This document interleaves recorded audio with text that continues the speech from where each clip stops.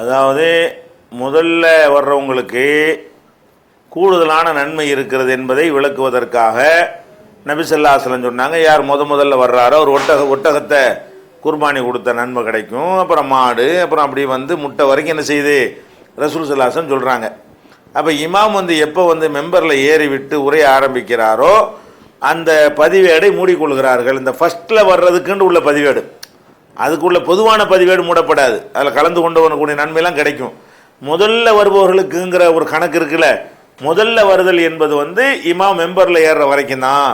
ஏறிட்டார்னு சொன்னால் அந்த முதல்ல வந்தாங்கன்ட்டு ஜும்மாவுக்கு கிடைக்கிற நன்மையை விட கூடுதல் நன்மை ஒன்று கிடைக்குதுல, ஒட்டகத்தை குர்பானி அந்த மாதிரி நன்மை, அதுதான் மூடி வைக்கப்படுகிறது. இப்போ ஜும்மா மெம்பரில் ஏறணும்னு ஒருத்தர் வர்றாருன்னு வைங்களேன், வந்தார்னா அவர் உட்கார்ந்துடக்கூடாது. ஏன் உட்காரக்கூடாதுங்கிறோம்?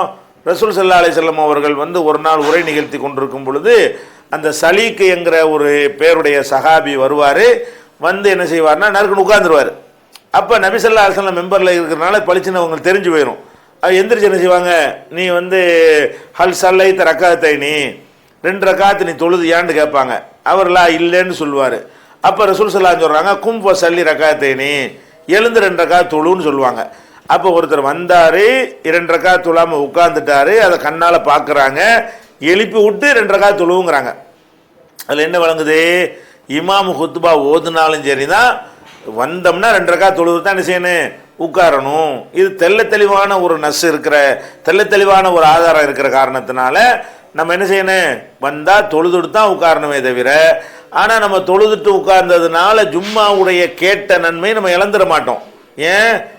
மலக்குகள் மூடி வைப்பது எதை மூடுறாங்கன்னு கேட்டால், இந்த ஜும்மாவுக்கு கிடைக்கிறது அல்லாமல் எக்ஸ்ட்ராவாக கூடுதலாக போனஸ் நன்மை இருக்க அந்த பதிவேடு தான் இவர் தான் இழந்துட்டார். இமாம் ஏறின பிறகு வந்ததுனால இவர் அந்த வாய்ப்பை இழந்துட்டதுனால அது அவருக்கு இல்லை.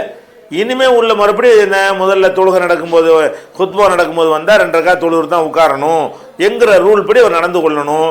அப்படி தெளிவான கட்டளை இருக்கிறதுனால வேற காரணங்கள் நம்ம கற்பிக்க கூடாது. ரசூலுல்லாஹ் தெளிவாக ஒன்று சொல்லிட்டாங்கும் போது அதுக்கு என்ன செய்யக்கூடாது, நம்ம வேற ஒரு காரணத்தை சொல்லி கொண்டு மறுத்துடக்கூடாது.